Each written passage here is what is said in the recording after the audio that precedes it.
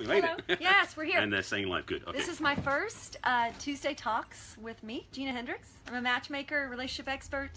I used to have a couple of radio shows, and one in particular I love doing because I used to interview people who'd written books.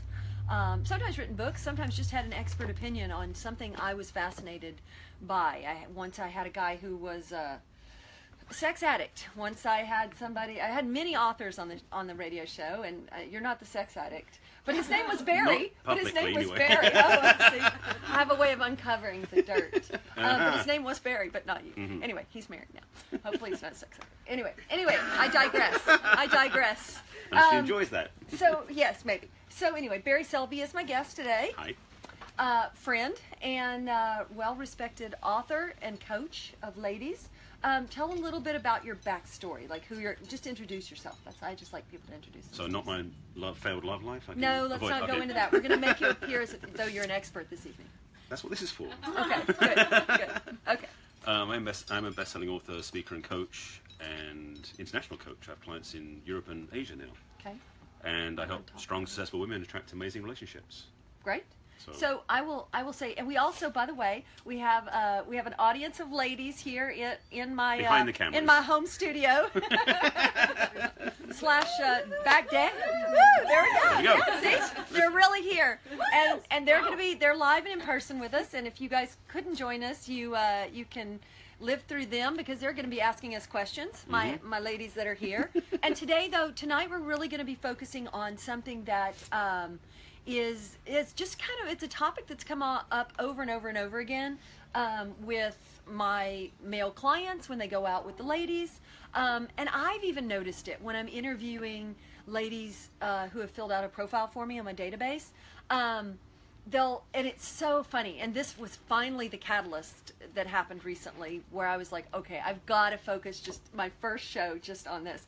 I was talking with a girl who had filled out a profile for me.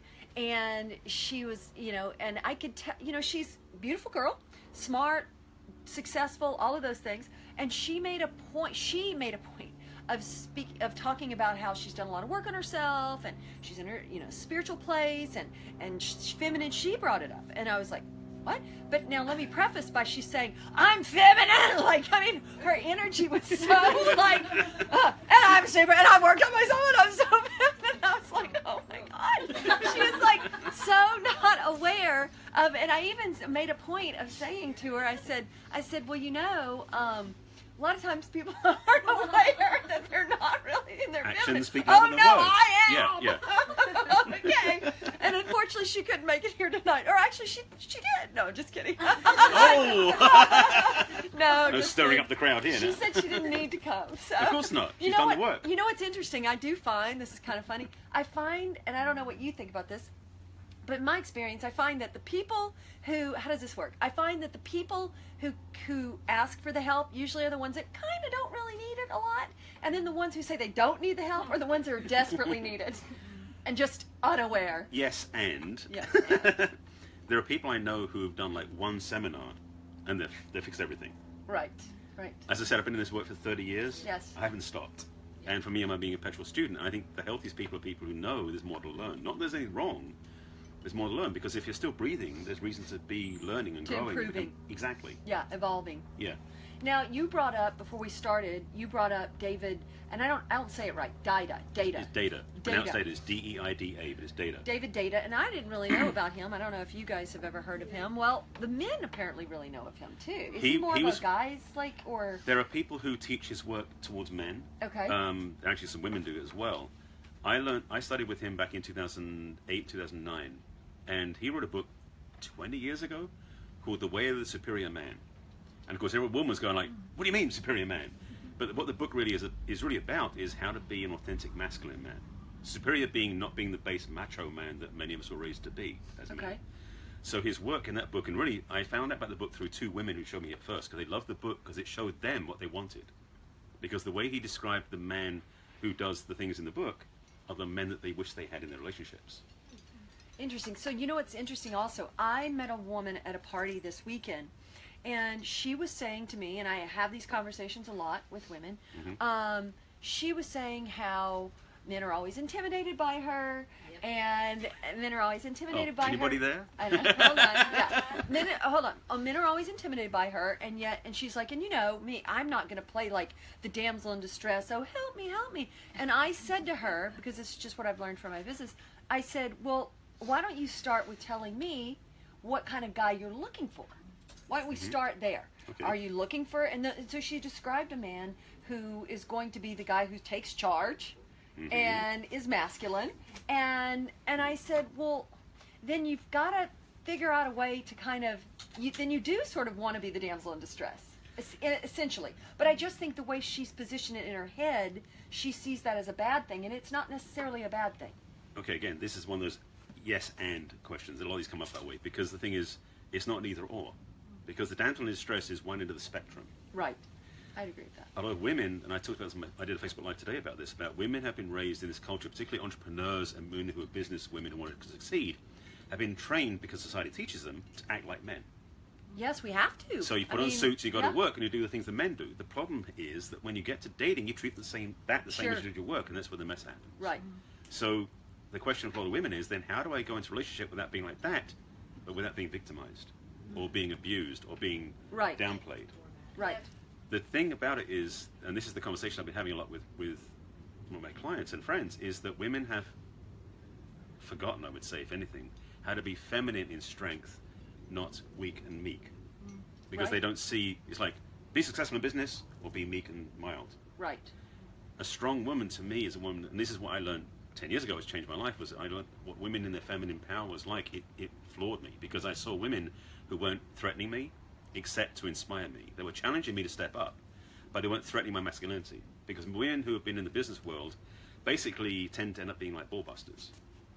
As I'm sure you know that phrase in your conversations with clients too. Yes, and I've never been one, ever. No. The way I was like whipping him on them, like, get this done, Barry, get this done, as soon as he walked in the door.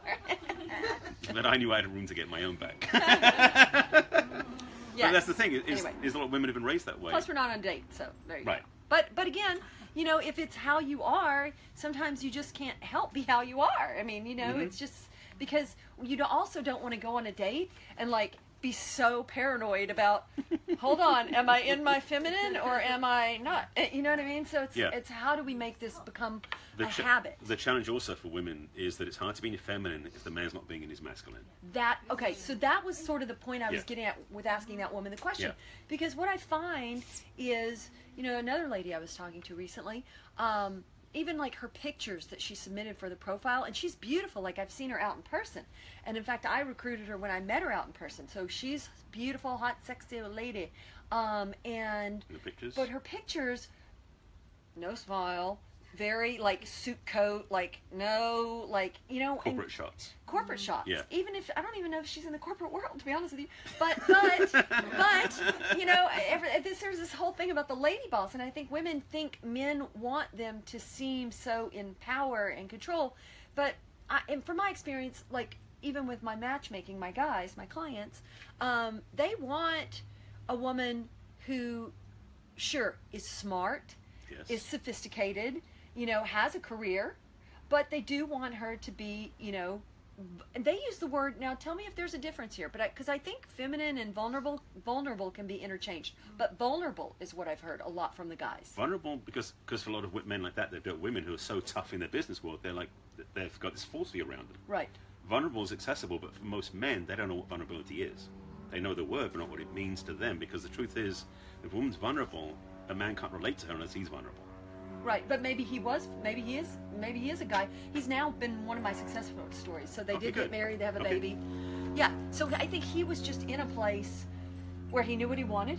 He'd probably done the work on himself. And so, yeah, that was one of his things. He would say, you know, Gina, you know, I went out with her, but she just didn't seem vulnerable. And then I had another guy go out with a girl the other night and I adore this girl, but he said she just wasn't, again, he said beautiful, smart, great, just didn't, and I think he used the word feminine, but I think he used the word feminine. She just wasn't feminine, Gina, feminine enough. I mean, clearly she's feminine. Right. But this is this is a big conversation to unpack. I know. So get studying to unpacking, Barry. Okay. Go. I've been studying this for 10 years and I'm still learning about it. But the thing for me, the biggest part is that there is an evolution we're going through for men and women. And the masculine and feminine polarity is not gender-based, although it tends to line up with men and women. There are masculine women and there are also feminine men naturally. Right. But most men are generally towards masculine or usually undeveloped. The macho, get it done, my way, the highway. The difference between, by the way, a macho and a masculine man is, generally speaking, a macho man is all about himself. My way, the highway, I'm going to win, screw you, and going to get victory no matter what. Because the true heart of the man is to win. But the thing is, the macho man wants to win at any cost. The masculine man wants to win at the benefit of everybody. Because a true masculine man... And where are those guys? I'm just kidding. Yeah. I'm joking. Well, I'm one of them. I know a few. But there's a few. But the truth is, though, when I look around, I don't see many of us. Most men are. Do you think a lot of them are married? I mean, they have, or we'll catch them on the second time around. It depends. Some men get woken up by a trauma, tragedy, or a breakup that's really painful. Interesting. They go in think because the other part is also this is one of the big pieces I haven't talked about much in my work, but it's come up a lot recently. In the last 100 years, the only group demographically that has not been told there was something wrong with them, that they were worse than other people, that they weren't going to win, weren't going to lose, was the straight white male. Interesting. Women, minorities, gay, everyone those different cultures were looked down upon as something wrong with them. So those people have been doing lots of reflection. You look at yourselves, you check on yourself, do other work. The straight white male goes, I'm fine. Because the world didn't tell him otherwise. Right. Interesting. So That's interesting. most of us have, either through grace or through trauma, been waking up to the fact that's not true. Okay, do you mind if I switch gears here? Please. That's fascinating. But I want to try to get some tangible information here for myself and for my ladies, right? Okay. So let's pretend you're asking me out on a date, okay? So go ahead. Like I'm like. Are you going to text me? You call me? What are you going to do? Well, if I see you in person, I'll talk to you first. Right. But if I'm otherwise, I'm going to call you. Okay. Texting. Okay, this is my pet peeves. Yes. Texting is for data. Texting is to go directions, times, stuff like that. But not how you're feeling. Right. Never. But here's where I'm gonna interject my opinion on this. All right. I used to be one of those like hardcore ladies where I was like, if a guy texts me for a date, forget it. I'm not gonna go out with him. How dare he? But here's what I've learned just through having my business. It's like guys don't know what's right or wrong to do these days. They just don't. Because there's some women who only text. There's some, and so you got to cut them some slack because they just don't know what's right to do. You can train your man to a degree. Yes, but not at that level. Not at the first. Not at the first date. But here's the thing. Call me. If it comes from him, the first thing he does is text you. You say, I'd love to talk. Here's my number. Can you call me? Sure, of course. Set him up to be successful. Yes, that's true. Yeah, no, you got to throw him something. Give him a clue. Well, actually, that speaks to another thing that this again I've talked about this before. We as men are very simple, that we don't always know if a woman likes us back if we like her. In the olden days when women used to drop their handkerchief, right? That was the clue that we knew we were okay, that we could go proceed, that we actually get caught and move forward. There's no modern equivalent of that. And so a lot of times for women, it's almost like you need if you're some way of telling a man without being overtly like sexual about it, that you're interested in him, so he knows, oh great. What's a good way without saying it? Well, the ways that I've been reading now, because I hear this stuff all the time, is about when a woman touches a man's arm, that gets his attention because suddenly he feels connected. Right. Okay. Because we are generally in our heads a lot. When he connects to our body, it brings us in more. That's one thing you can do right away. Or what?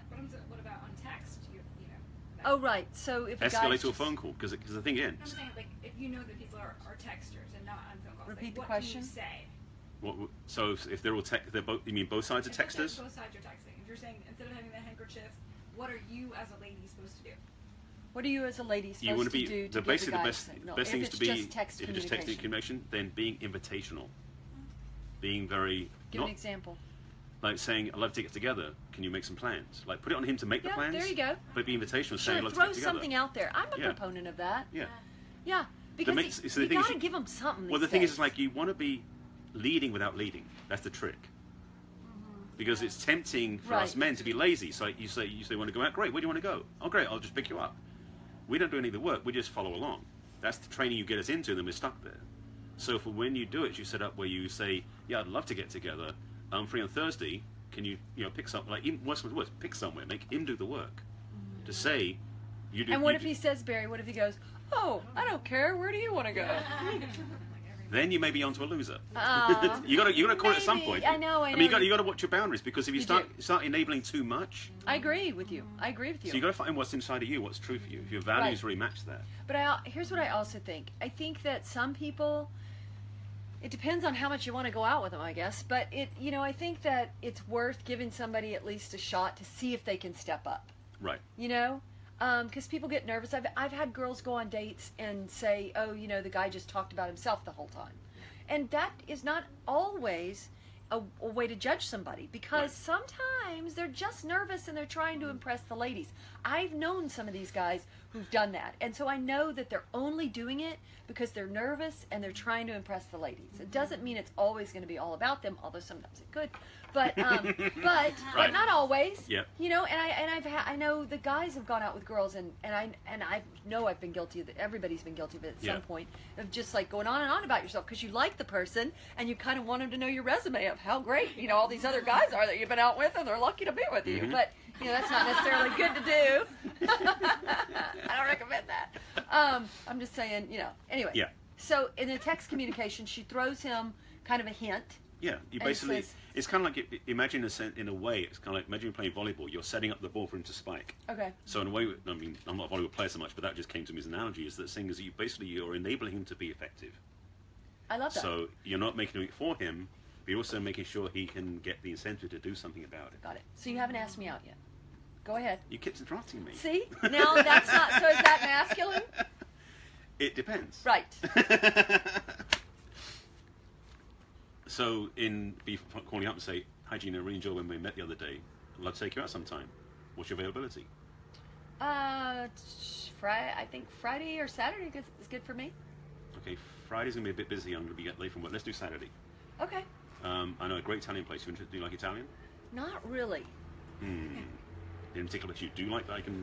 I love sushi.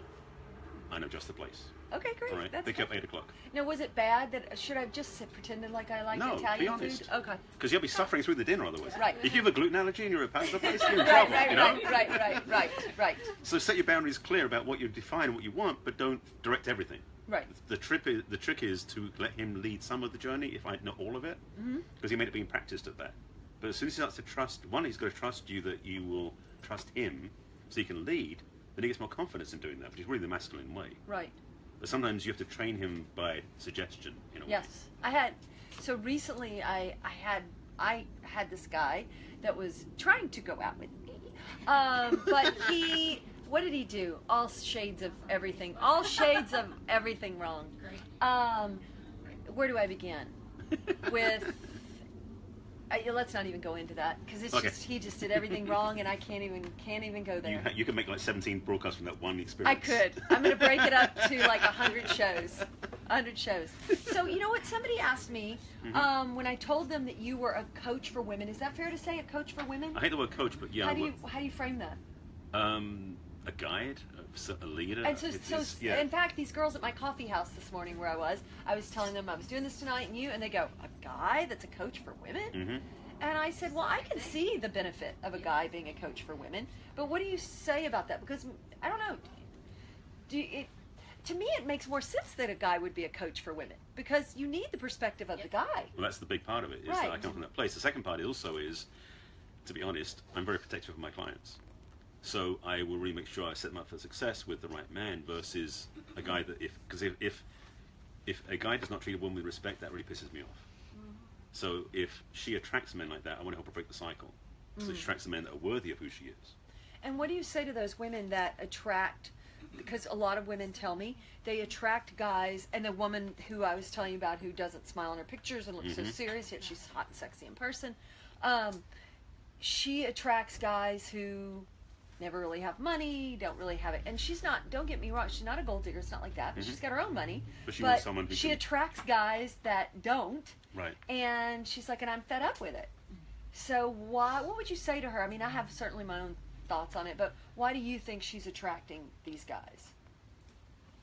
I'll be careful about answering this question, but as a global thing, I talked about this, when was this? Recently, I was in a conversation with the client about this, that we are, no, it was a podcast. We basically are, how do you say this, imprinted by the time we're 9 years old with how love is expressed.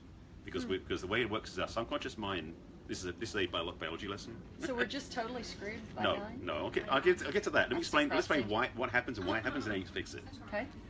We as babies don't come in with user manuals, and the parents don't get them when they're married. So basically, we're raised in a kind of a hit and miss experience. So the first 8-9 years of life, we don't actually have a navigation system for what love is about, but we watch the world around us and see that the adults around us, big people, and the way they express it, not what they say necessarily, but how they act, we go, that must be how love is. So when we're adults, we tend to repeat the patterns we learned as kids because we think that's the way love is supposed to be expressed. I know of many situations where people chose abusive relationships unconsciously because they were abused as kids or their parents abused each other. I was raised in a family, this is my own experience, that looks like a perfect married family. Grew up in England, very reserved Jewish upbringing. My parents, that I remember, never argued in front of the kids. So it's like amazing, like peaceful, loving space. That's what I remember. I don't know if it's true or not, it's what I remember. As an adult in my late teens, early 20s, every relationship I got into would last until we had the first argument. Because my logic was, and arguments don't fit with love, so I had to quit. I didn't know I was doing that until about 7 or 8 times in. Interesting. So my relationships lasted a month, 3 months, they were done. Because I didn't have the tools or the understanding that an argument doesn't mean there's loving's gone. It just means there's just something to work out. But according to my Matt growing up, that wasn't part of the picture. So how would a woman be able, so if we walk through this world, because a lot of us aren't aware of what we're doing. So let's start with how would a woman first become aware of... Here's an easy way. Okay. Look at your last 4 relationships. Okay. What was common amongst them? How did they end? If they ended the same way, or there were certain patterns and behaviors happening in those things, you might see something common through there, or a majority of the time same thing happened. Either they left for the same reason, like maybe they're workaholics, or maybe you felt like they weren't supporting you, or you had the same experience every time, like she was drawn to, and maybe men didn't have money. Right. Maybe she has something in her programming that when she was a kid, that maybe her dad or a brother or some adult around her didn't have money, and so she was programmed that loving had to supersede that. And so she's attracting men who don't have money because she was raised in that structure. So changing that belief has to happen first to change what happens on the outside. But what if it's not even relationships? So let's say you were married for a long time, and now you're out in the world dating, and you go on a lot of first dates, but you're not getting any second dates. How do you become aware of what you're doing? How do you know how? And I'm not saying maybe this person is doing anything wrong, but if they want to start saying, "Gosh, why haven't I gotten a second date?" And I've gotten like 5 great first dates, and I think it goes well, Right. and I never hear from the guy again. How could she begin to try to take There's a few inventory? options. She could, if she's willing to risk it, ask 1 or 2 of those guys. Do you think they'd be honest? If she's willing to risk it, Right. it's an option, and it's one of many. But one of Right, them is to ask any of the guys if they could please give us some feedback. She wants to know what she may be doing wrong or being off track about. Okay. Second part is to get help from someone like yourself or somebody else like myself who has insight to say, You can okay, see what it. happened? Yeah. We can see and see what she did or didn't do. Right. Maybe even practice date with her or go Right. with her and just mock one up to see what happens, because there may be some simple things that go, oh, didn't even see that. You know, it's interesting, and I've noticed this too with my clients and the ladies that I set up with my clients. There'll be some clients who always want the feedback. They're like, well, what does she say about me? And they would like to improve themselves, and then there's some clients, rarely, it's very rare though, that they don't ever ask for the feedback. And those clients, it's kind of telling. But I know Because they don't want to change. they don't want to change. Right. And a lot of the women I notice too, they could get such great feedback from me if they just asked. Because I don't necessarily Key volunteer right the there, feedback to the women, because you're not my paying clients. I maybe don't want to hurt your feelings. So it's like my guys, I can hurt their feelings because they paid me, and We can handle it. We're handcuffed together anyway, and we can handle it. So, but my ladies, I just don't want to hurt their feelings. So, so many times I don't ever give them the feedback because they don't ask. Right. They don't ask. And You think that's they want to tragic know. in a way, because if they really want to change their experience, they're going to change what they're doing. Right. Kind of goes hand in glove. Right. Does anybody have any questions? Ooh, Okay, she's a Justina. list, you have a note. Justina. Oh, I said your name. Does it matter? Oh. Sorry. Okay, sorry. GC. It's not Sex Addicts Anonymous or anything. No, Okay. It's just a great group just of off ladies. camera. Anyway. Yeah. Yes. Okay. So you said, easy. You met. You asked her out. Gina, I really enjoyed the time with you. Would you like to go out? Okay, etc. I'm gonna pick you up at 8. I personally, and I can't speak for these women, but I'm not comfortable for a man to pick me up at my house first date. Okay. Unless it's a setup, maybe. What do you? And I'll So, say that. right. Is I'm not comfortable with that. I'll meet you. That is totally appropriate. Okay. Because the thing is, I'm throwing out my It invitation. does sound a little masculine. Because again, the thing was said. What I I understand suggested as a well. restaurant was Italian, I'm the same way. and she said she prefers sushi. Sushi. I can adapt to that. I'm not fixated on a certain idea. If I am, I'm in trouble. And so is she. Right. Right. So being flexible, it's kind of like this is what I'm suggesting, and you say to it's like great, but I'd rather meet you there. It's like that's fine with me. I'll meet you there. Now, personally, in my own experience as a matchmaker, and you can go on with your question one second, but, and this might sound really old-fashioned, but I would say, honestly, if you suggested Italian, I would say just go with it, because it's just a meal, and it's like I can figure out something to eat. Who cares if I don't get my sushi? You know what I mean? Right. Like, if I like you, then we'll go out again, and then maybe I can get my sushi. But it's like I should have, because you're nice enough. If I'm interested in you, if I'm really interested in you, I should have just said. I think I should have just said, sure, that's fine. Italian's fine. But see, I have a big value on honesty. Yeah. What about somebody who wants you to have like go for yogurt? I had a guy ask me to go for yogurt on a date. So somebody's asking, Like a what date, if- like a what if- daytime date. Like a date, like a coffee. I feel like coffee dates are very business-like. So somebody's I've asking, actually recommended often. Somebody's asking. Yeah, sorry, you're asking. Somebody's asking what happens if a guy wants to take you for yogurt or coffee on a first date. I personally feel that sometimes a first date, or actually in some ways it's a pre-introductory date, where it's over coffee or yoga, where it's something informal, is a good way to get to know each other if you actually want to go out on a full date or not. I say okay, because Yeah. I think the more If you're open-minded. desperate for the relationship or romance, and you want the right first date to be the first date, you may be waiting a long time. So I think go with it. The more Yeah. easygoing you can be in the very beginning, the better your chances are of finding somebody. And the more particular you're going to be, it's like, oh, he took me for yogurt. But you know what? If it was Ryan Gosling or I don't know who you like, but It'd be a glass of water would be it's like, fine. hell yeah, McDonald's drive-thru, I'm there, Ryan Gosling. Right. So I'd say just go and see if you like him. And then if he tries to ask you next time, you got a problem. I had that problem. Yeah, no, you raise the bar. There you That, go. that, Wait, that's what do you mean? They took you to yogurt and still took you to yogurt again? I went to a date. It was like a brunch. I'm like, oh, that's nice. And then second date was yogurt. I'm like, but like, You should be going up, not down. In a sense, what you're saying, yeah. Well, okay, but I'm going to interject here.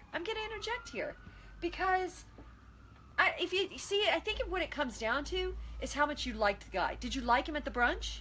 I thought it was nice. I mean, I wasn't really. I just thought maybe I'd spent more time with him. But I feel like yogurt's very like you're gonna get yogurt, you're gonna eat it. So what? now Did we're you gonna go get- on the yogurt date? No. No. See, the thing is, but for me, the idea of I think if I liked him enough, I would go. well, see, for Right? me, what it really is about being with somebody is to meet them, is I want to get to know who they are. Right. So a yogurt date could be a yogurt date by the pier, so you can take a yogurt, walk on the pier, go on a few rides, Yeah, he may go have for dinner another afterwards. plan. This was like Okay. random like 8 o'clock yogurt. 8 o'clock at night? Yeah. Well, but I don't think. In the middle of the week.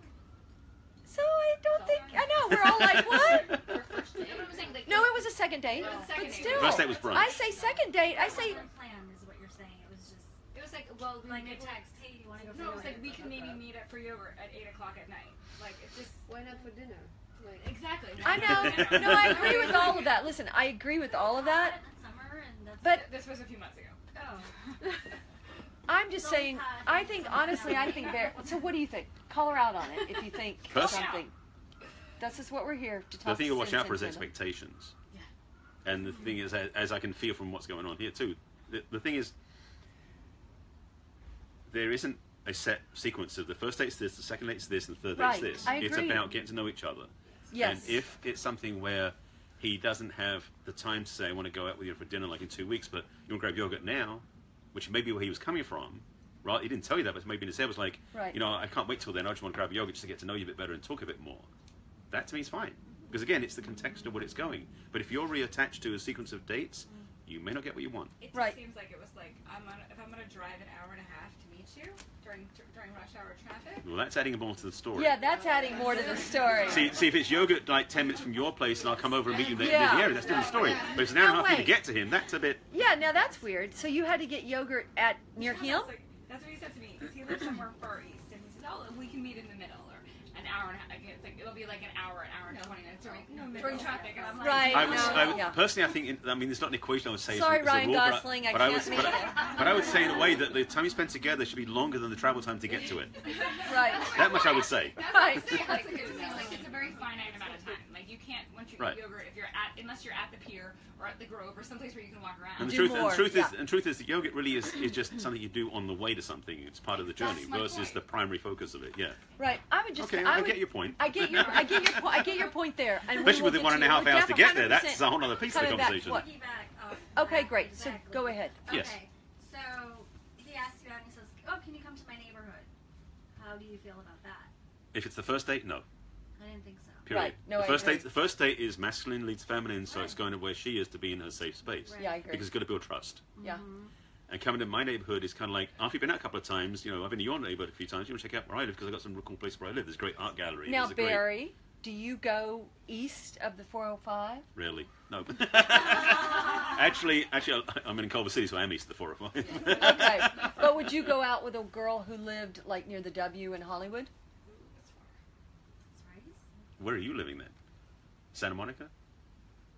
That's not that far. We're asking. So you'd go to Well, the see- W in Hollywood. See, so you have to remember I know something. this guy from far east, so I grew up the first date. on the outskirts of London. That's 30 miles to the center of town, and I do that every day, commuting. Wow. So LA, as much as I've gotten used to some of the things about locales, for me, what I really miss most is the community out here. And there's smaller locales. But the truth is, if I want to go out with somebody, I'll go to the Hollywood. I'll go and watch a movie at the ArcLight in Hollywood, or I've even been to Pasadena sometimes. So I'm not attached to. It has to be within 3 miles. If it's Did you ask your question, Justina, or was that was your It was question? about the neighborhood, yeah. yeah. So And I have another question. Go ahead. of course you do. Justina. You make go notes. ahead. Love it. Okay, so I met somebody on Facebook, Okay. and The unofficial free dating Why site. does yours look Yeah, right. clearer than mine? My phone's newer, maybe. I Maybe don't know. your screen's clear. your Maybe, or thing's the clean. camera's clearer. Yeah. this was a while back. Mine's but, self-focused. He was suggesting, saying all things about I'm so hot and I look great. I must look great in yoga pants. Wait, he and- said this. He's complimenting you, but is this through Yeah. Facebook or on the date? Facebook. So There a guy is- Yeah, a guy that's wrote to you trolling. on Facebook. There is no That's date. trolling. Yeah. Oh, you didn't go out with him. Not yet. Oh, but you're going to. Well, no, this is past. Okay. And he wasn't asking me out. He was just. It was like, Yeah. what is all this for? And finally, I was throwing the bone like, let's go get ice cream or let's go. And I don't He know. was I just mean, a it weirdo. took him like a really long time. Let me go out on a limb here. He was just a weirdo. Well, like the red flags were there. Yeah. Yeah. Did you have mutual friends? Yeah, kind of. Because you could Yeah, always go kinda, to. I that's- did. Well, I friended him You friended him to begin with, through, yeah. Because. Okay. Through a friend that I So know. what drew 'Cause you he to was friend cute. him? Because He's you guys cute. are friends, and he was cute. and he was cute. Okay. So you had an agenda. Huh? You had an investment and agenda before you started. Yeah. That's alright. No, but I'm saying having that stacks, so you're not seeing clearly, really. Right. So you're letting Well, I him never say, met him. right? But then you let him say things, and your red flags come up slower than they would otherwise come up. Oh. Meaning that if he was That's true, somebody that is who had friended you That's true. and said that, you would have gone, "Whoa, that's not kosher." Right. But because you'd already friended him because you were attracted to him, you let him get away with things in what he said Yeah. that maybe you wouldn't have otherwise let him get away with. Yeah. Well, he's pushing all these boundaries, and then I was Yeah. like, I don't really feel comfortable with that. It's called disrespect. So, absolutely. So I said, I don't feel comfortable, and he's Yeah. like, oh, I thought, and then he'd say like, what are you not comfortable with sex? And I'm like, oh, okay, we should not even be talking about this. And These things so- are things to talk about after you've had that experience. Right.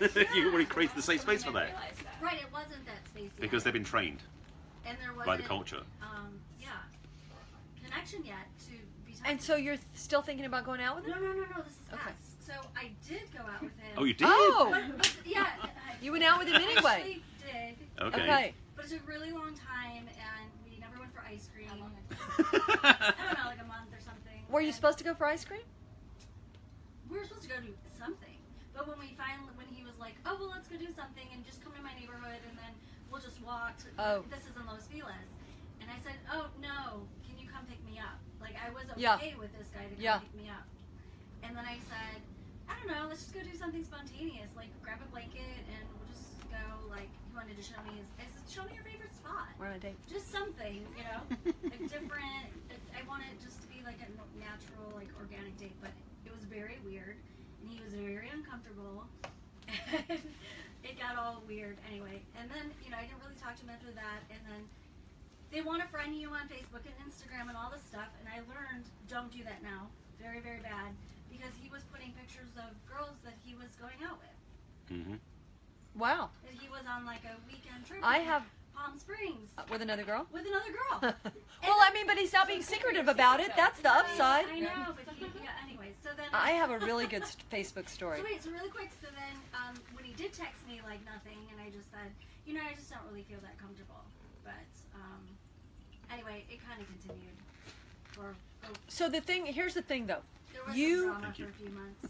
You sent him a friend request. I did. Did you write to him first too? No. Okay, so that's good First at least thing for because him was like, oh my god, you're such a cutie, and I said, I see. I met your friends last night. Da da da. Yeah. Were you supposed to be at the premiere? You know, whatever it was. So years ago, about 5 years ago, Anyway, I won't 4 do years that ago. again. No. Good. Well, what was your mistake? Let's backtrack here. I think my mistake is just that I friended somebody I don't even know. I don't think friending that's isn't- wrong. no. No, No? that wasn't the problem. Well, I don't know. Barry knows the problem. I do. I think just going out. Yes, Yeah. that was the problem. I think just Ever talking to him after he was I kind of being think just saying pervy in the yes first and conversation, having that was a mistake. Even though I felt Yeah. a little uncomfortable and just. There you go. There you go. Just because he was cute, probably. And then I felt disrespected. So, Right. So there you go. That- There you go. Cuteness so and how disrespect it started are not in is balance. How it ended, right? Right. Right. That's funny and Isn't that true. what they say? I've heard that. Like, look at the beginning and then look at the end. Mm-hmm. Actually, this wasn't 5 years ago. This was about 4 years ago. 4 years ago, I'd been friends with this guy on Facebook for a while. Okay, I met him at a party. And he was cute. And I met him like 6 years ago, and I friended him. Cute messes you up. I messes all place. So I friended him. That's got messed up by cute women. I didn't know at the time.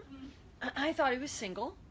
Turns out, I realized he was living with very, very, very, very, very, very, very famous movie star, woman, who we all know, and so that we never talked. And so then all of a sudden, out of the blue, the most random thing ever, about 4 years ago, he starts writing to me on Facebook, and I'm like, and I forgot that he was with that girl. I totally forgot about it.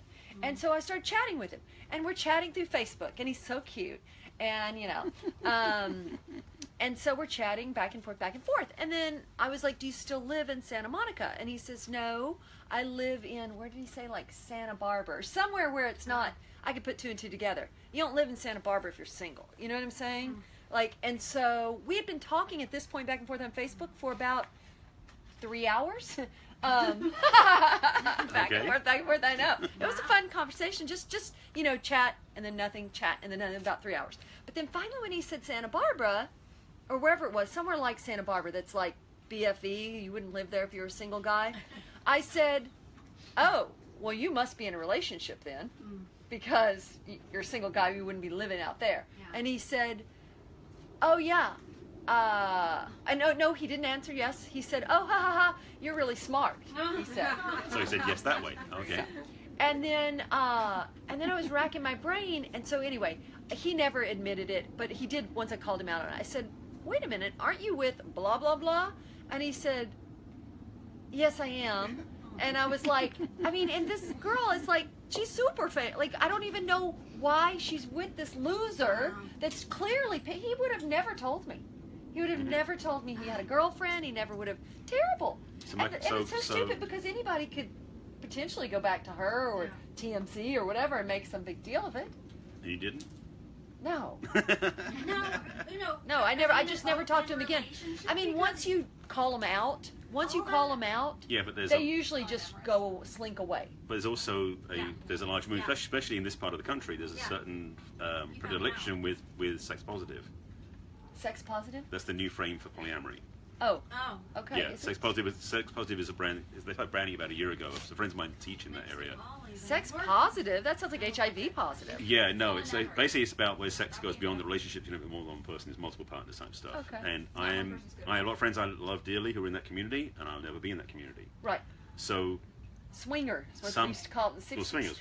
Yeah. Well, swingers is more like swapping, whereas Yeah, polyamorous no, I have know. multiple partners. And Multiple I know partners. people who actually have Oh, yeah. healthy relationships where they have one Yeah, primary I've had relationship. guests on my old radio But- show that were like that. Yeah. Yes, absolutely. And there can be circumstances where it makes sense, where, for example, you're in a long-term relationship where the sex has gone away, I but you really love don't being think together. that's what this situation is. No, but I'm saying. No. Anyway, so bottom line is, though, that there are people who enjoy that community, so they may think that everyone should join them. Yeah. So they can come from the place of like, yeah, of course I live with somebody, but that's not my point. I'm still interested in you because that's part of my enjoyment to have more than one person in my life. That's not what he was getting at. Okay. I don't think so, because otherwise he would have been more forthcoming, I think, about the girlfriend thing. Probably would, actually, Right? funny enough, yeah. And not have been like so sneaky. But my point is, in He's bringing just this gonna up, cheat if you but allowed him to. right. But I think the point is like, you know, a lot of times when guys write to you on Facebook specifically, you can tell pretty much what you're going to get by the conversations that start happening. Yeah. You know what I mean? Yeah. So, And and their if you posts. allow yourself to Yeah. go there, Yeah. then you get what you get, and their posts. That's true. I think that's one reason I like Facebook a lot Oh god, that's scary. for... Their posts. It's scary as their posts. See, the thing for me is Facebook really is basically one of the biggest dating pools there is. Because it's open season, because most people generally post on there if they're single or a couple. How do you quite guys often. feel about that? I'm not recommending it, but it's a place where a lot of people meet. You know, it's funny, guys see it that way. I don't think women see it that way. No. In fact, I don't like it when a guy asks me out on Facebook, except if he's super cute. but which is the rule from every But lady. for me, the thing is, well, actually, literally what I've done in the last, probably, the majority of the people I've met the last 6 months on Facebook are people who I wanted to meet in person, business-wise, or respect for them, or just somebody who I like, and then we get to meet in person 6 months down the road, and it's like, great, we actually had a rapport built because we met Yeah. online first. It's a fake rapport, though. Exactly. It's not a real rapport, though. It's an understanding of who we are, because you get to know each other's values. If you're a bit, sorry, again, I value honesty a lot. So I like meeting people when I'm speaking the truth and being real with them, and hopefully they're with me. So there is a rapport But being you built. have no idea what's. You You don't have no know, like, idea if once you somebody's meet someone, real like, until you you can get talk- them in person. I don't think personally. It's like even when you talk to someone online, like on a dating site or a dating app, you think you know them, you get connected, but it's like you don't really know them Until you you're here. actually Right. meet Right, I them. agree. It's Right. like, and that's why it's Jones like, out. That's Right. why it's annoying that like sometimes if you talk to somebody for a while and you haven't met them and you get annoyed, you're like, but you don't really know who they are. Right. No. Right. Anybody can be anybody. So okay, so here's the thing. Yes. I promised the ladies we were gonna arm them with some good information. I'm not sure that we've solved their problems yet. But let's keep trying. We'll keep working on it. Yeah.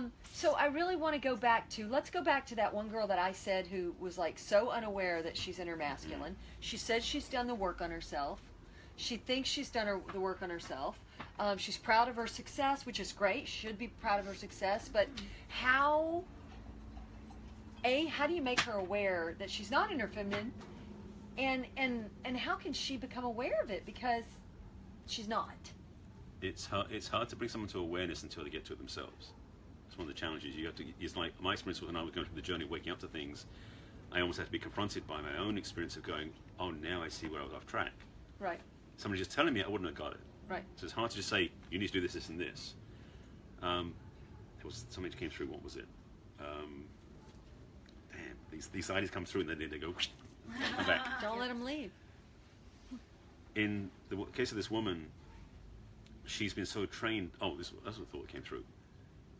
We spend so much time and money investing in being successful in business and in work, but we don't spend anything like that when it comes to love and relationships. And it's an interesting disparity we have in life. You know, we put money into going to the gym and working with yoga instructors and fitness trainers and dietary plans and everything else, so our health is really put together.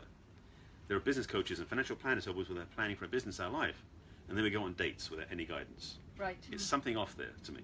So getting help from somebody who's an expert in the field of dating, relationships, everything else, will give you the tools and the skills to be able to be effective in that world. So in a lot of ways, it's kind of the place where if you're not having what you want, find someone who knows stuff.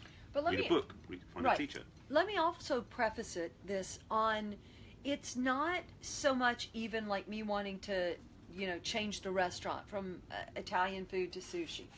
That's one element of it. But it's also, when I say like masculine or, you know, not being in your feminine, it's about a vibe. It's a vibe that is not feminine. Feminine is not. See, the thing about. And I'm going to actually say to somebody in my audience here, who I'm going to remain nameless, but I think that when you're like trying to, I think it's even a little masculine when you try to like control all of it, meaning how you think it should even roll out. Of course. Right. No argument with that. But the thing, back to what you said before, though, about when you say go for Italian, you say, yeah, they'll be fine. Being feminine does not mean being acquiescent. Right. So by not saying, you know, I really prefer sushi, if I have an issue with sushi, that's my stuff to think about too. You know, I say, well, actually, I hate raw fish. Let's go. How about third choice? Because then it becomes like working it out between us. If we're both invested on one thing only, we're in trouble. Right. So that's why I'm saying it would be I'm invested in sushi only. If I was saying, oh, I want to go to sushi. Right. You see, I'm invested in sushi. But see, only. and here's another part. This is the thing I talk about in my book about red flags versus green flags. Red flags are things that are deal breakers no matter what happens. If those show up, I'm not interested. And these are the green flags that I must have, otherwise I'm not interested. For example, I've been in a relationship with vegetarians, and I'm not vegetarian. It can be a deal breaker at times. Right. And especially with the vegans. Right. Because their boundaries are so strong about what's in the kitchen, what gets cooked. Right. It's like if I have to sneak out to have a burger, it's like having to smoke a cigarette outside. It's so like alien. It's so weird. So there are things that are definite, things that are not available. So if I'm in a place where I'm gluten intolerant, for example, and you say you want to go for Italian, if I'm not telling you the truth that I can't eat there because I have certain allergies, that's informing you. One, it's being vulnerable with you. Two, it's also giving you a choice that we can go somewhere else. If you're attached to that, it may not work because we have different values. Well, okay. You got to be honest with I that. can see it from your point of view, and I will respectfully disagree with you. No, I see it from your point of view. I actually knew a girl. She's a friend of mine, and she's gluten intolerant. And I told her, I said, I set her up. I said, just go with. I was giving her advice on. It wasn't actually she wasn't going out with somebody from me, but I told her just to go with it because here's the thing, guys also want a girl who's easygoing and easy to be with. Mm-hmm. They don't want somebody who's like, I don't want to go there, and that's a different flavor doing it that way. What's that mean? Well, because it's the whiny style. Oh, the whiny aspect but also I want a woman I can respect too. Yes. And so she got values that I can see and I value. Yeah, but you could respect me even if I'm easygoing. But if you don't have anything you stand up for, I might be wondering. But that's saying somebody who's easygoing doesn't have anything they stand up for, and I don't find that to be. Okay, well, you're in LA, so there is a lot of that. So how is easygoing not saying, hey, I work till, let's say this guy says he works till 7, but he lives in Burbank, but I really want to see you. Can you come to me? I can be easygoing. Where does he work? He works someplace. He works, let's say, Santa Clarita, further away. Whatever he works, someplace like an hour. It's going to take him an hour to get there, an hour and a half to get there. Then do it on a weekend. He works all the time, and this is the only time you can meet him. So when is he going to have time for a relationship? Yeah. You'd be surprised. I mean, the thing about this stuff, when you have such a hard time making a date fit in your schedule, I think it comes down to how much you like him. If you want a real relationship, you want to spend some time with that person. Say it again? I think that you could be easygoing by saying, I'm going to make it, I'm going to not be a pain about saying, come to Santa Monica. It's difficult. Right. But again, but meeting... Come in the middle. Yeah, that can work. Yeah. But again, the hour and a half to get yogurt, that's a different story. Does anybody else have any questions? Go. She raised her hand, Cindy. Go ahead. So let's say you have Ruby. a great first date, and then I just, you like the guy, and then I'm kind of confused of what to do next, because would it be too masculine to text the guy and say, I had a great time, we should do this again, or do you let the man pursue you? Thanking him is feminine. Let's repeat the question. So you're saying basically that after you're on a date, you as the woman, what should you do responding to him? So thanking him or saying, let's go out again, something like that.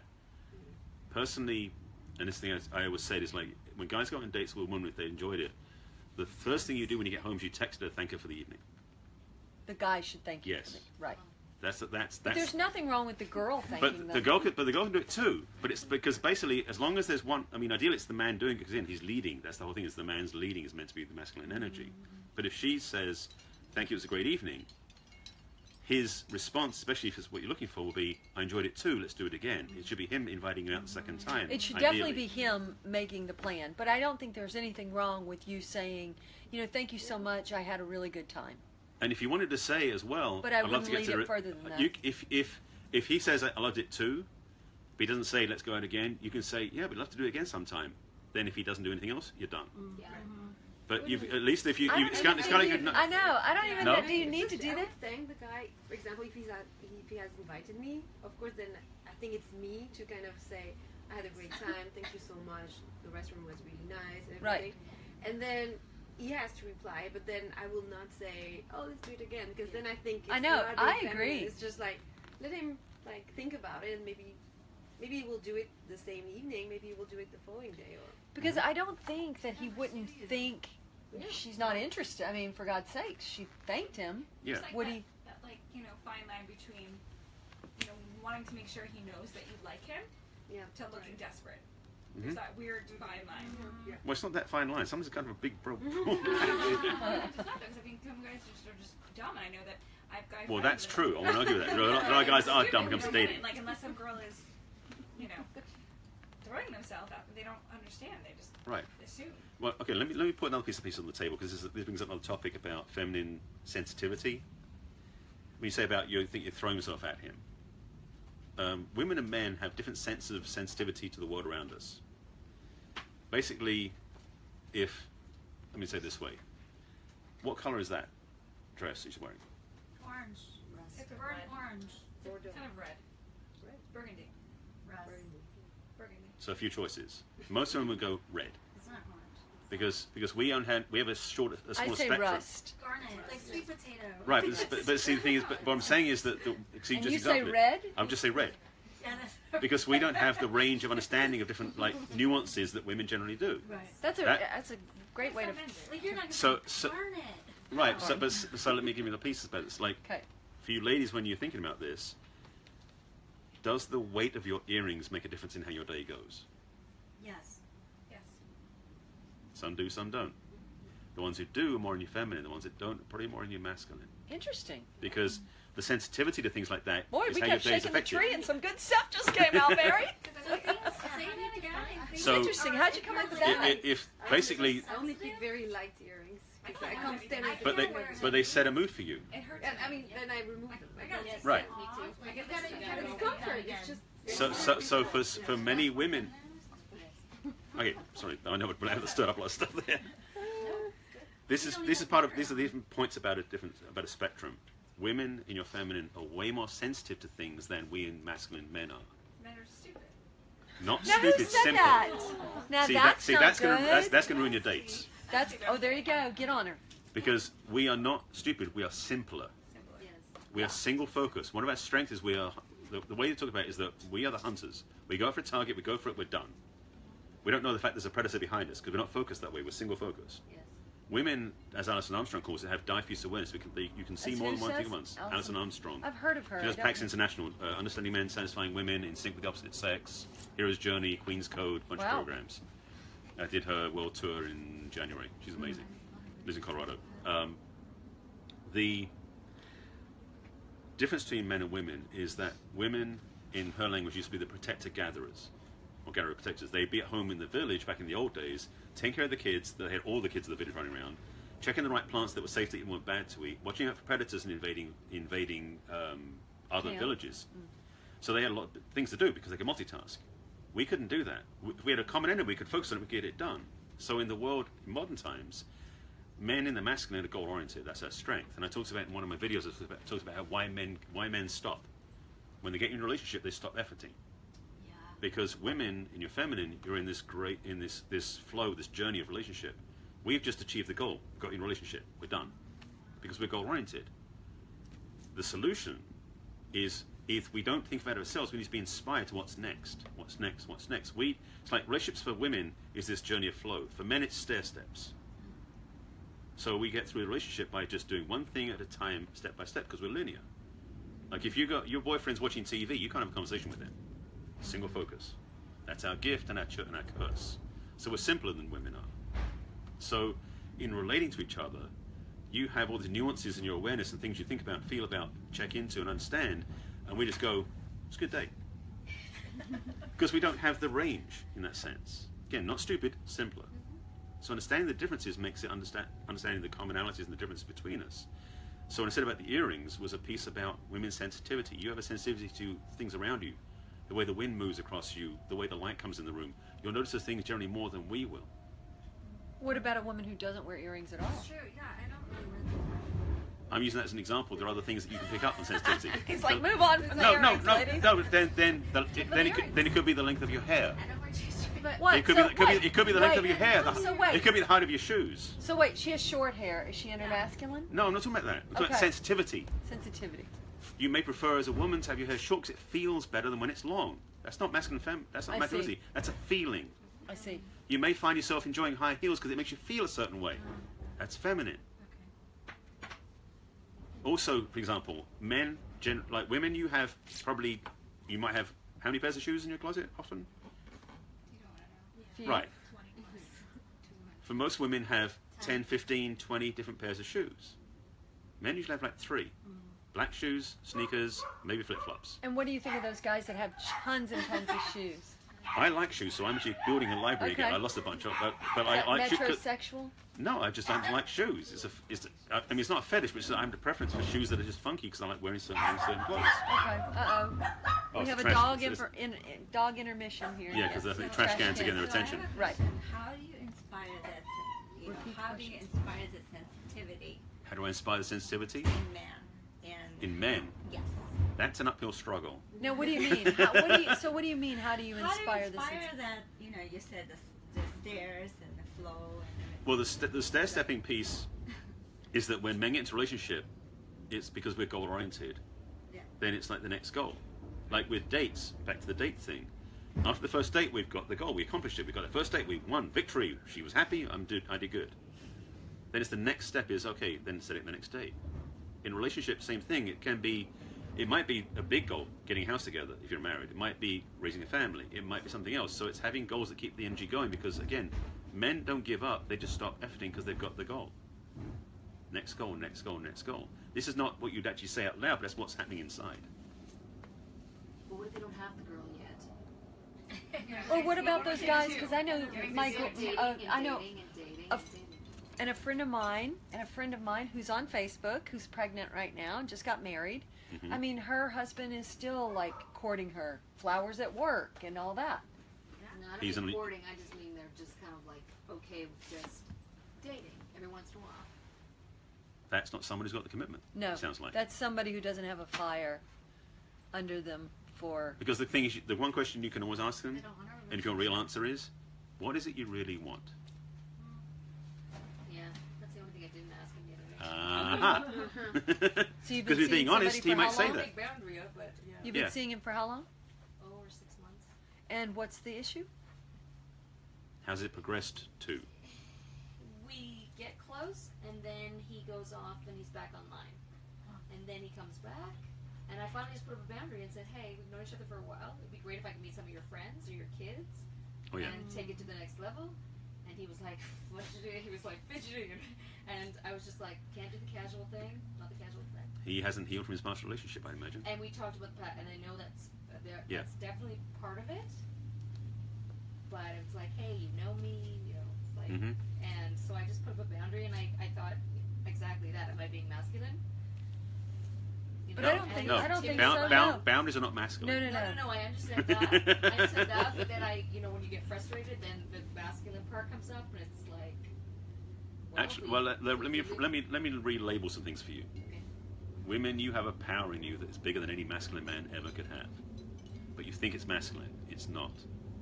The way that one of my teachers taught it is, imagine the biggest ocean-going tanker that carries all the container ships, runs the ocean that's like half a mile long and takes 4 miles to turn. That's the masculine energy. Slow to turn, very big, cumbersome. The ocean's the feminine. Your power is so much bigger. Mother Earth, Mother interesting. Nature. The power of the feminine is such that you don't even know it's tapped into. I did a talk. This is a talk going back 2 months ago. I didn't realize I remember this stuff. It talks about how feminine energy, feminine leadership, feminine strength has been denied and downplayed and omitted from history for the last 2,000 years. There are parts of the Bible that aren't in it because women were talking about the feminine goddess. It was actually the Gnostic Scrolls, part of the Dead Sea Scrolls, that got found about 5 years ago. And talking about the feminine leadership that is not in the Bible. I wonder why. So when you talk about your boundaries come up and you're feeling strong, if it's a fierceness, it's more likely to be a feminine energy getting pushed up, which is awesome. Oh, that makes me feel better. Thanks. Yeah. So I was like, oh, I was Because masculine energy is No, not usually that's fire not the driven. masculine, no. Flow, but it's been too long. No, Right. and that's And I had to the put thing up a is, boundary. So did you Li- stop seeing him? Well, this just happened 2 days ago. 4 Okay. days ago, but that's time enough to say goodbye. I know. I'm thinking, but what about that night in the moment? When did you start getting intimate? Can we ask? Do you mind me asking? it took a long time, actually. It took a long time. Because it was only when I wasn't seeing someone else, and then I finally did, and then I put up the boundary again, and I said, sorry, I can't do the casual sex thing. It's not working for me. Because I care about him. Right, and you care about yourself. Yourself. And I care about myself. Right. So it was kind of one of those. But I Yeah. know I intimidate him. Same thing you said, because he's seen my nice house that I live in, and he lost his house in the divorce, and and I'm like, look, I'm attracted to you right now, and I'm ready for a relationship right now. I think, but he's like, oh, maybe when the kids are in college 2 years from now. I was like, no, I'm not ready to use. I'm ready now. Yeah, So Barry, what do you think? Do you think are men intimidated by women? can be. Yeah. I've been intimidated by women too. Okay. And that's not a masculine and feminine thing. It's just basically sometimes it's challenging for us because we've been educated to always be the ones in charge, to be at the highest level. So when I meet a woman who's done better than I in certain areas, part of me gets a little nervous about that because it's in our programming. Right. Well, especially in that scenario, if he's lost his house and you have a house. A lot of the Yeah. divorced guys have. And Yeah. so I'm Yeah. saying, well, that's fine. I already know with the lawyer that I'll buy the house, and then the guy pays rent. We hook it up with the lawyer. Then I don't lose my house. He can live with me. It's like, and he goes, well, you're smart. And it's like, well, it's just business. It's Right, just as business. long as you don't become the mothering to him. Right. Oh, God, no, I don't. No, because that can energetically happen where he can give up so much control, he ends up being the boy. I have no desire to be anybody's mother. Good. Okay. Good. Good. No, Okay. no, Good. no. Good. I'm happy when they take the lead and pick the restaurant. They're usually like, oh, Jill, you pick it. It's like, No, I'm happy for them to take the lead. that should be required. Has he been taking the lead thus far? Not really. No, No. not really. Right. Based on that response. Right. Yeah. And I say, and when I said I was attracted to him, I said I'm very attracted to you. And he goes, I don't get why you would be. And it's like, oh, Whoa. this That- is your past shit. Yeah, that's his Because history. He is really attractive. And I was just like, Sounds like he's going with the flow, and you're controlling it. Interesting I know. perspective. That's just my That she's being more of the leader in this. Yeah. Whether I don't know if it's also masculine, he's still wounded so much he's not strong enough to be in the yeah, we masculine did moment. talk Yeah. about past stuff. Yeah, he's not Right. ready for you He's to be in not ready. relationship with him. Yeah. That's why he's only dating to a certain point because that's as safe as he can be. Yeah. And then he flips off and goes online again. And Because he said, well, you're online too. And I didn't say, which I should have had the guts to say, I would have stopped at you if you stood still with Right. me. And Right. Because we did talk about it at the time. Let's just date each other. But Yeah. And so, if you never contacted him again, Mm-hmm. when would he circle back to you? He usually would within a week or two. A week or two. So basically, he's got to a place where he feels safe enough again and comfortable enough again. I'm not sure. I don't know. And do you wait it out, or do you reach out to him first? I was waiting it out. So besides We would being, just do like a, did you ride the big cyclist? Did you ride this week? It'd be a little thing. But it Right. wouldn't be like let's make plans. It would just be like he was just trying to get in contact and then. yeah, he needs to heal properly. He needs to go Yeah. see a therapist, get through counseling, do something to figure out his relationship with his ex-wife, clean that up Yeah, completely it's a mess. before any healthy relationship. There are many men who do that once they get through divorce, they're so shattered, Yeah. they don't know they're shattered. Yeah. And they walk So around and many walking guys wounded. Jump that to are another relationship with another woman Right. right away. There are also a lot of women I know going through the same thing too, where they've been divorced and they got custody Yeah. issues and everything with the Well, kids, and yeah. they're in trauma too. But Wait, the woman got into a relationship with a woman? No. He jumped, got divorced, and immediately got together with another divorcee. And Oh, he did, brought before the kids you. Together, and it blew up in his face. yeah, Oh, okay. And I know that's why he's really cautious with the kids and stuff. right. And I said that to him. I said, but the kids also need to see a positive relationship because they're only seeing you and your ex-wife who hate each other. Right. And then this other one that blew up. So I'm like, hi, I'm positive. Claire, do you have any questions or thoughts on it? Yeah, you were mentioning about masculine and feminine. In your experience, your English, is there a difference? Is there a cultural difference? From what I've noticed, you know, I moved 2 years ago. From France? From France. Okay. And Yes, France men or are France. so different. Except France, sorry. And yeah, from my small experience here, men are much more passive here and lazy. Lazy is a key word, yes. Lazy. And, Yes. you know, so I wanted to hear your perspective on that. Is that I- true? A that cultural- maybe in Europe Well, men I are grew a little different? up in England, and I basically left in my very early 20s. So I don't have a lot of background of dating when I was in England, but I was aware. But one thing, and this has come up a lot for me recently about gentlemanly conduct, that men out here have got no clue how to be gentlemen, Yeah. and women, you deserve men to treat you like a lady. So they need to be gentlemen to do that, and it's not hard. Because a lot of us think, and this has been a double-edged sword, because one thing came up was, you know, I say, we men should open doors for you, not because you're weak, but because we respect you. Yes. Many women have basically yelled at men for opening the door for them because they say, I can do it Right. myself, because they fought for independence. Right. So they've scared the men off. But this is what happened in culturally And this speaking. is why the guys don't know what to, They don't to know do. what to do. They Right. don't know what to do. Yeah, it's So- important to tell them what they have to do. But simple steps. I mean, I was thinking about doing But like then a you don't want to 6 say, here, open the door for me. You don't want to say that either. No, but also, but here's the Oh, you thing: just when you're wait, walking stand together, don't be the one that leads towards the door. Walk with him. That's so a hard habit to get out of. But yeah. Yeah. Yeah. You've learned to be independent. Years ago, I dated a guy, and I think I've undone all of what he taught me, but it was really great. Years and years ago, I dated this guy, and he was from Texas, and he had great old-fashioned manners. And he almost annoyed me, like being too controlling in that way, because he would like just get on me every time I went to reach for the door. Yeah. He'd be like, like that. I kind of was a little much, but at the same time, it was so refreshing because it's like, you know what I mean. And then or if I was like, you know, and he was like, Gina, you know, because I've noticed this too. You know, even like with guys, they'll just walk right ahead of you.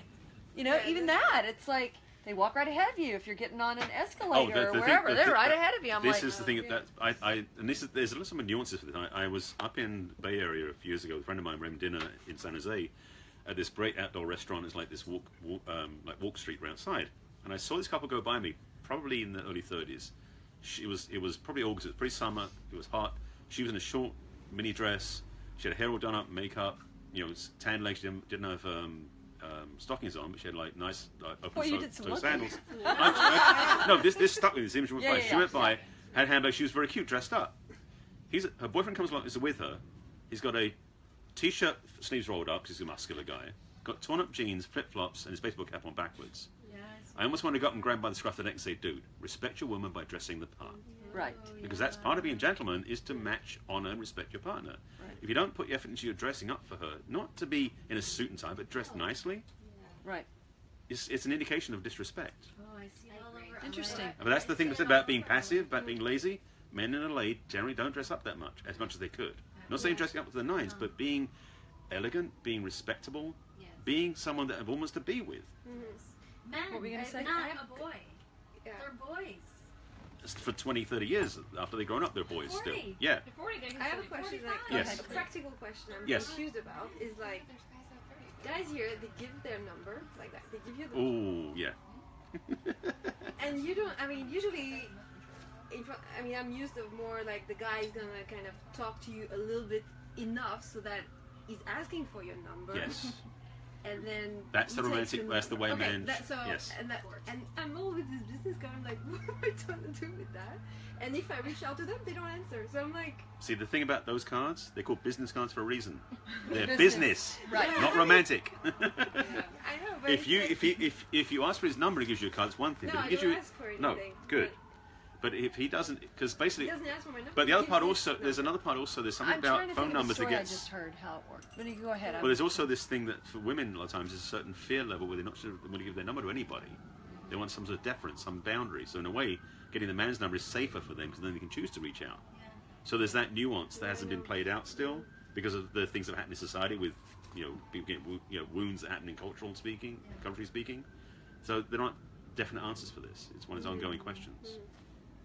So I'm trying to think of this story, and who was it? I talked to so many people, and so much information coming at me constantly. I can't keep track. But anyway, just recently, and it went like this. The guy was interested in the girl. He was talking to her, and they went. How did it work? They went to shit. I can't remember the story. Damn it. But it was good. It was a good story that you should hear, and I can't remember it. But it was something to the effect of he liked her, he was interested, he was going to say about going out, but then he felt like he missed the opportunity because I think he gave her his card, I forget, and he felt like that just ended it because it became more a business. The challenge is we don't have romantic cards to give to each That other. might be the guy, actually. I know, it might be that same, that might have been this story because he lived around here. It might have been Yeah. you. Hey, wouldn't that be weird? Anyway, that's funny. Yeah, no. Maybe. Because he was like, I was trying to ask her out, and then she didn't, and I don't know. Anyway, I wish I could remember the whole that story story because doesn't it help was you a good story. Did you get your question answered? You No, don't- Cindy, go ahead. Well, I think it's, I think a lot of us are here because we want to know what we're doing that is so masculine and we want to be more feminine. But the problem is we don't even know what being feminine is. So what is it? Like, what does it look like? Right, How do you good. I'm glad you're define asking it? that question. Hmm. So Cindy is asking, what does it look like to be feminine? It's a mixture of things, and I'm going to give you some broad strokes. It's about how you carry yourself inside. It's also about what you're thinking about and being about. It's almost like, generally speaking, you're more driven here than from here. As in, because most women have been trained to be in business, they're always thinking, working things out, and what happens when women do that? Their shoulders come square, they walk more purposefully, which is like a masculine way of walking. It's almost like unconscious. When women are in their bodies, they tend to move with more flow. There is a whole thing about, about the hips moving and everything else. It's not so much about the sexual stuff. It's more about if you're inhabiting your sensuality of your body. I've got friends of mine who are Tantra teachers who are expert in this sort of conversation. They do it to a whole different range of expression. But what it does is like women embodying their physicality. And most women I watch who look very sexy in pictures, but when they walk, they walk like men. It's not very sexy. So they're not embodying their feminine. So a lot of it's embodiment, about how you feel, how you take care of yourself. You do nurturing things for yourself, like going to the spa, going shopping, doing things that delight you, that light you up. Because a lot of women are like going to the gym and working out and then going to work and working. Right. There's no feminine energy in there. Maybe something like doing creative things, do artistry, those are feminine too.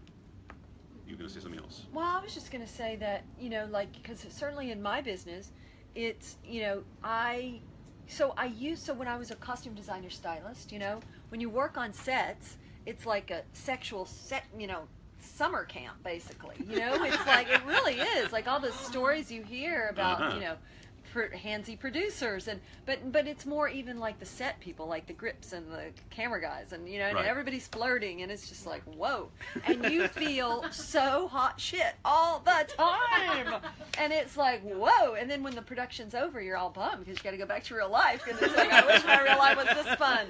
And so yes. So you used to feel super sexy all the time, hot and sexy, and then when I started this business, matchmaking, trying to sign men as clients, it's like you have to, I think some matchmakers use that, but it's like, that's just not me. I think it's a little lame.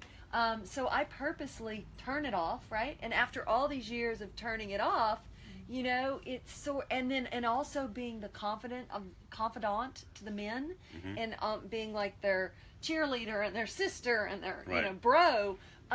It's very hard to get back to that old Gina that that used to feel like super sexy and like come on. And I think this is true of a lot of women, and I think I don't know. And granted, I still have this business, so I still need to have that separation. So I don't. So I think for somebody, I don't know how you turn it on. I don't think it's something you turn on as much as you awaken. A lot of women. But see, I don't want to awaken it. Like, I still don't want to awaken it, and I do. It's like, do you see what I'm saying, Barry? Right. Because I need to not be that way for my business. Do you?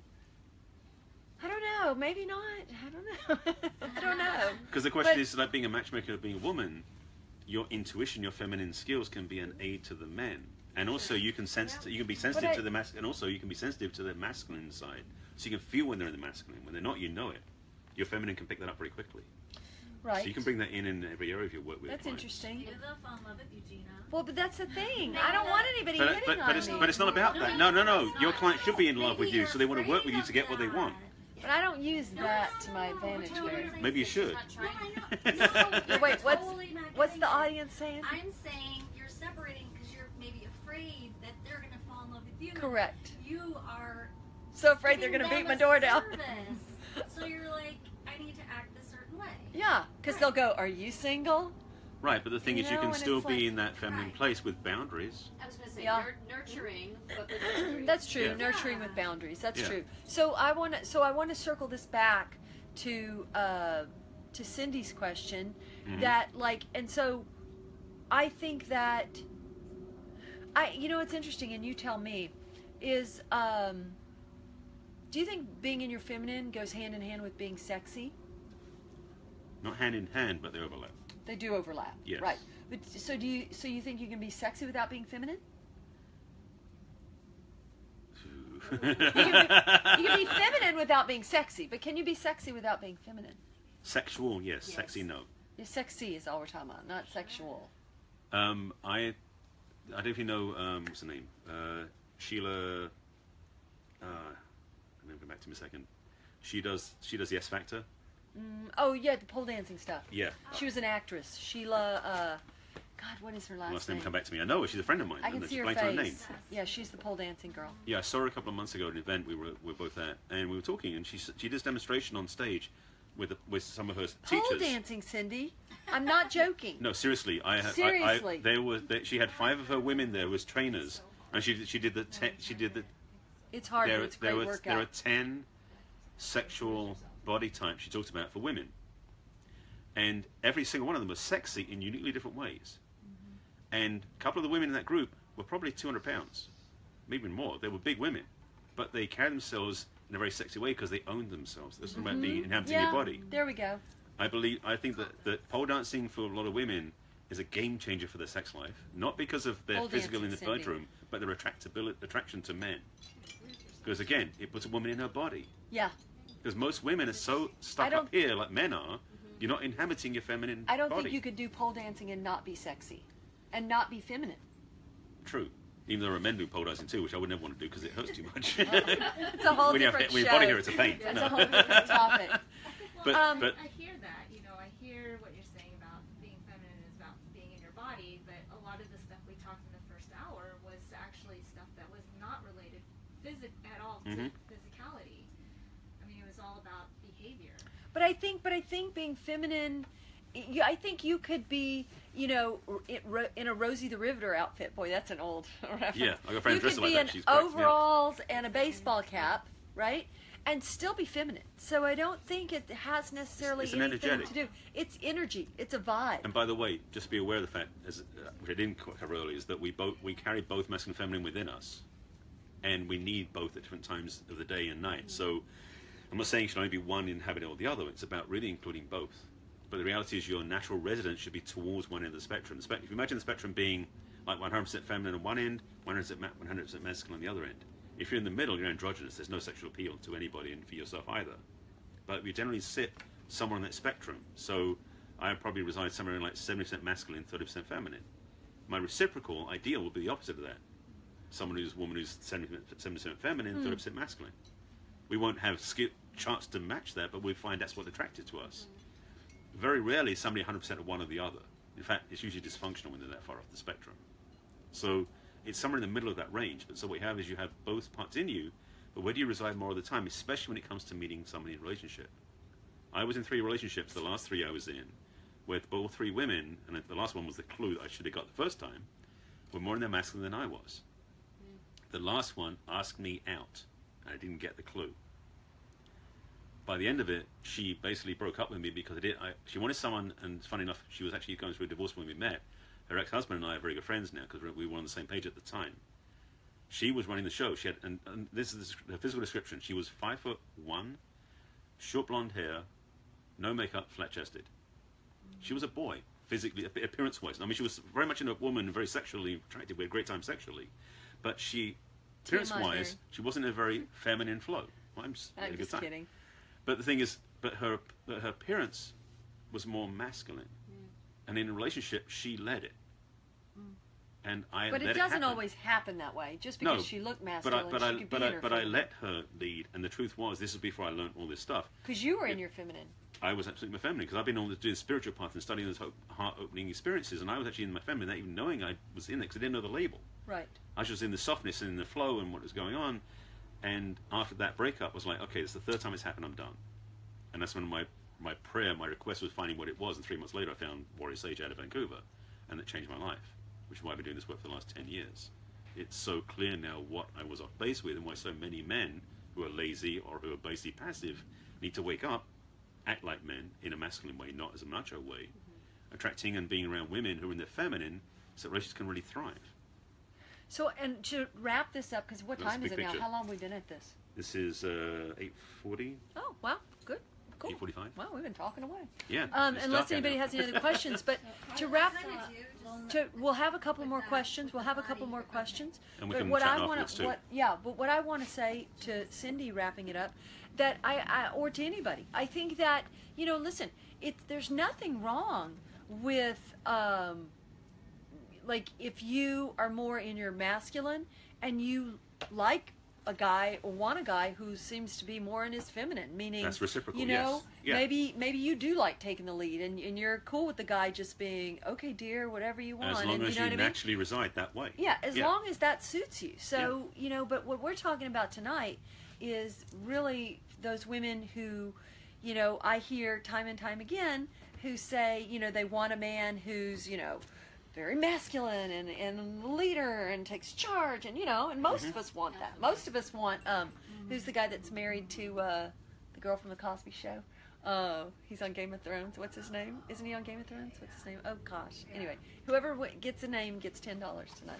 Gets his I'm name. not sure you're talking Anyway, about. somebody will put it here. We can't read your questions, guys. So live feed though, just so you know, we're not able to read your questions tonight. But Too far from the cameras. I know we're too far from the camera. Our eyes are too old. But anyway, Jason Momoa. I get my own $10. I get my own $10. Anyway, so Aquaman. We know. You see this? Oh, is he Aquaman? He's Aquaman in the Okay. Justice League. So yeah. we all like that masculine guy, but not but that suits a lot of us, and yet not for me, and yet we want that kind of guy, but we don't acquiesce, and we don't make room, you don't inhabit your feminine. we don't inhabit our feminine in order to get it. Sorry, I was watching. Oh, you're watching the feed. Well, you can't see okay. enough from here. You can see it from there. She wants to type a question here. Okay. This so is that's the what I'm piece. If saying. you want a masculine man, you've got to be a feminine woman to get reciprocal. That's the bottom line. Yes. So yes, and so that's an interesting thing about why, like, You can't both inhabit the same place and have a sexual chemistry. So this It's is like, let me sure. Masculine and Don't wanna be feminine masculine. polarity is like magnet poles, north and south pole. You put north and south pole together, they're very attracted to each other. Masculine and feminine is what the chemistry is in a relationship. If you put two magnets together in a drawer for a few months, the magnetism will die down. Same as the masculine and feminine polarity in a relationship can die down. So what you need to do to recharge it, because it is not lost, it's rechargeable, is do things that restore your natural masculine and feminine polarity. For men, it's going to go hunting with their brothers, or going to play football with them, or going away hiking for the weekend. For women, it's going to the spa, hanging out with their sisters, having a social time. You can do that quickly. That can change your polarity. Spending time apart for a weekend can make the difference. But for a lot of us, we forget that, and we get trapped into this friend zone in an existing relationship where the sex just dies away and the connection dies away because we forgot we can recharge the batteries. Okay, so we'll take 2 questions and then we'll wrap it up. You girls said you had questions. Yeah. You're like, now you guys are like stones. Got nothing for you. Okay, that's cool. Well, it was kind of about the body type, and Mm-hmm. I'm more that girl, lady that you described. I mean, I don't have big breasts. I never will unless I go get augmentation, and I really don't want to. Mm-hmm. Although I thought about it, here or there. But I want to be myself, and I don't want to do things and augment myself in order to attract a man. Good. You don't need to. No, you don't need to. No, and I know you don't need to. But you said something like, I don't know, you just weren't attracted to her, or? No, I didn't say that. Oh, okay. What I said was we had extremely strong chemistry. Okay, It was you said that. reversed because she was in the masculine, I was in the feminine. Because she Right. asked me out, she led the way. But Oh, but the okay. clues were there that I She was missed. just too intermasculine energy. Period. She was in a masculine energy, and okay, she was, okay. and she looked in. When I looked at her clinically speaking, versus rather my girlfriend, she had short hair and she had a very boyish figure. Right. I didn't get that because I was just as sexually attracted to her. So that was totally us. So the physicality wasn't about that. It was about energetically we'd reversed ourselves without realizing it, and I didn't get the clues that she was in a masculine and I was in the feminine. So but I want to speak to what you're saying. You know, it's funny. Years ago, when you get to be old, most of your stories are years ago. Mature. So anyway, mature. That's it. Mature. Well, like I've Anyway, been everybody's friend. old as the You know, hills. I'm Right. best But friend. here's what I'm going to say to you about that. Yeah. Years ago, I will never forget this story. There was, how did I know her? She may have been an assistant of mine doing wardrobe. I don't really remember. But anyway, it was this girl that I knew. And she was plain as an old shoe. She had short, just boyish hair, but it was horrible. Like, not even a cute cut. No boot, just like plain. I'm not even joking. No boot, just plain, and it's like a little piece of cardboard. Okay, this girl could capture any man's attention in the room. This girl got I forget the actress's name, but she was on that TV show Murphy Brown, and she was that beautiful blonde actress. I forget her name, but she was gorgeous. Faith Ford. So Faith Ford, yeah, I got it. I'm racking up my $10 tonight. So Faith Ford was a beautiful girl, beautiful, hot by anybody's standards. This girl, this little cardboard girl, stole her husband away. They got married and everything. So it doesn't have to do with that. But you know what this girl did, and I noticed, is that when she was with a guy, she was just with him. She was here, and she was looking, and it was the eye contact, and it was like hanging on his every word, and it's that. So it doesn't matter any of your shell. It's just the vibe. Again, it's the vibe. Right. There are women I know who basically have had their augmentation done and some serious work done. Yeah. And hugging them is like hugging a tank. It's like it's not sexy, and they don't act sexy. They're actually more because they it's almost like an accessory they did to try to be attractive versus being attractive. Yeah, exactly. It was to fix something they thought was wrong with them. Right. So, breasts with a natural organization does not about. It's not about. It's about how you feel about yourself. What about like to the opposite side? I agree. What do you mean to the opposite I mean, side? somebody like, I have the opposite problem. Like, I don't want someone to. Love you just because of want that. your for your because I have hoo-haws? big boobs. I want that. It's like for me, like Jealous. no, it sounds terrible. No, I'm I'm not just saying. joking. I want someone to like me for my personality, for Right. myself, for my Okay. intelligence, and it's like I feel like it's really hard, especially when you're dating online. To, obviously you put pictures out to be cute, but you want them to like want you to like want to court you because you're intelligent. But you Right. get cleavage shots? No. That's good. Right. Yes. That's the point. It's like are you advertising or are you just being yourself? Yes. I mean, you put pictures out, But- you don't show anything. You're not like But doing bikini shots and stuff, or No bikini yes, shots. right, right. But it's still but still a guy in general. I mean, there's exceptions like that story I just told, but in general, guys kind of have types. So they may gravitate more towards a Justina type. They may gravitate towards more of your body type. So there's nothing wrong with a guy wanting you because you're curvy like a guy, like a girl he wants. You know what I mean? So there's nothing. Speaking to that girl, by there's the way, nothing- your wardrobe but assistant. If they just want you for that, That's the problem. then I feel that- like that I've had that happen way too often, where people think that automatically, if you want to be sexual. you're just automatically a sexual object, and it's something that's like so. Really? Yeah. But see, I get that too. It's really so horrifying. it's not my body. It's just that men. these are guys. It's just men. These are guys that are doing this to all the women. So, Okay. They're leading with sex, and look at my body. So I don't think it has anything to do with my body. Right. You know what's interesting? This is funny. I'll share this and then we can either wrap it up or whatever we want to do. But you know what's funny? In all these years, I have never, and don't, if you know my number out there, do not send me a dick pic. But I've never gotten a dick pic. I've never gotten one. Like, I've never, and I can't tell you how many women say that they get nasty stuff. And it's like, I never have. And just but so you know, it's I've never sent one. Don't send me one to Must have never Barry. sent one. Please don't send it tonight. But no, but here's what I was going to say. I haven't, because I never even barely opened the door to that. Like, I never even entertained any kind of that nonsense. I mean, let me just go to this. So, There is nothing. you have my number, don't people send me are one. not going to the door, opening the door to this. Perfect example. I spoke to this man 3 years ago. We talked online, and then we talked on the phone, and I said, oh, he seems like a nice guy. We're going to meet. Next day, text me, busy. Then, suddenly, I don't respond to his text because I was busy working. He sends me a pic saying, this will get your attention. What? That's very telling. No, better than that. 3 years later, yesterday, I got a message from him on a different app. I don't think he realizes who I am. Right. And just messaging saying, hey, how are you doing? I'm just going to send back the pic. 'Cause I think it's funny. There you go. That's funny. There Actually, you go. go online. There's an article. Which was a Mashable. It's on a website. There's an article about a girl who basically got. I think a woman basically got sent a picture by this guy. He sent her a dick pic. She sent it to his mother. Oh, that's funny. And outed him. It's an article. It was online about a month ago. This article it was such a powerful story because it's about the fact. All his Facebook friends that I know. But this the thing is like that's disrespect on the largest scale. I mean, it's, Right. and It wasn't like I was asking for it. I was just no. busy. But the thing is, here's the thing: in the English language, if someone's not responding to you, you can say things like, "Hello, are you still there?" Right. There's a lot of Sending a dick pic is not a communication standard. It's an insult. It's an insult. Yeah. It's an insult. So no, not cool. That happens to me one I time. hate He that we're was going to end the shaving the show on a It's dick like, pic, okay, but so photographer, real quick. wait, He who's was in shaving? Hawaii, and he sends me a picture of him shaving. Shaving his Laid what? Up. Oh, shaving his leg. Yeah. Oh, shaving his dick. leg? Shaving- Oh, shaving his area. Oh my gosh. I mean, if you're already in a deep relationship, maybe you want to do that, but no. Shaving his area? That sounds so unattractive. Tom, I was like, what? Yeah. Okay, Sorry. we've All right, digressed, but we'll take one more question. Let's end Let's it on get, an up maybe get note. back on. Let's raise the bar Let's slightly. try Yeah. to, yes. Hopefully it's a good question.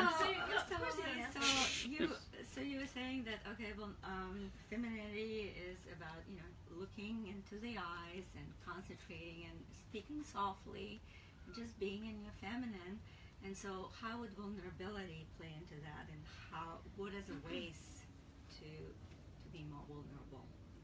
Give us an example of being vulnerable. Because that plays into femininity. Vulnerability, a lot of times for me, it's so many people, so many of us walk around with wounds. So being vulnerable is a very dangerous thing for us. We don't feel safe.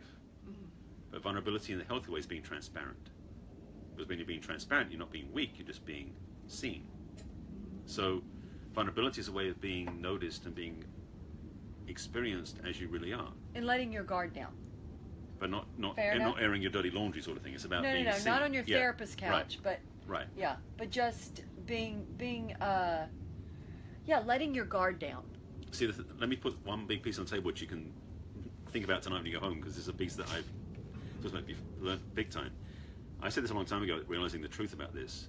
We as men are drawn to women because of how you look. Women generally drawn to men by how we make you feel. Yes. Yeah.